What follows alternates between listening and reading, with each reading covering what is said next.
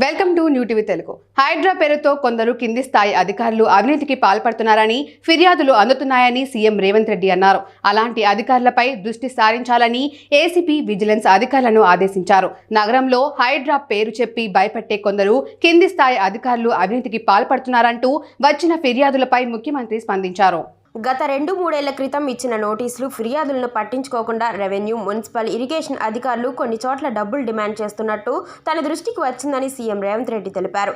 అలాంటి వారిపై చర్యలు తప్పవని హెచ్చరించారు. ఇలా వసూళ్లకు పాల్పడుతున్న వారిపై దృష్టి సారించాలని ఏసీబీ, విజిలెన్స్ అధికారులు అప్రమత్తమయ్యారు.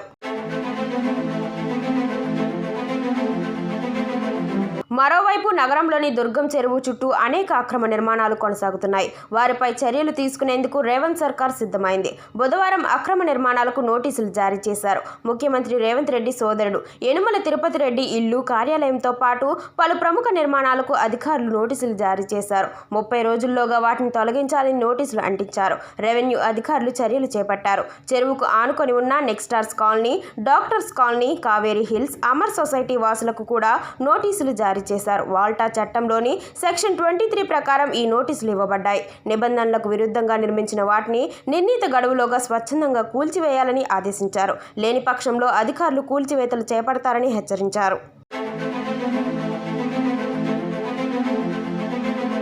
తాజాగా హైడ్రా కూల్చివేతపై తెలంగాణ హైకోర్టు కీలక వ్యాఖ్యలు చేసింది. ఈ నేపథ్యంలో GHMC, Hydraa, HMDA, revenue, irrigation, విఎండ్ఈ, ఏసీబీ, పోలీస్ తదితర శాఖల అధికారులతో ప్రభుత్వ ప్రధాన కార్యదర్శి శాంతికుమారి గురువారం సమీక్షించారు.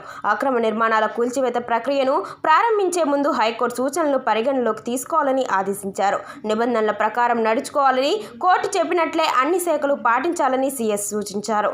ఈ కీలక సమావేశానికి హైదరాబాద్, రంగారెడ్డి, మేడ్చల్, సంగారెడ్డి జిల్లాల కలెక్టర్లతో పాటు ముఖ్య అధికారులు హాజరయ్యారు. న్యాయపరమైన చిక్కులు తలెత్తకుండా ముందస్తు జాగ్రత్తలు తీసుకోవాలని ఆయన స్పష్టం చేశారు.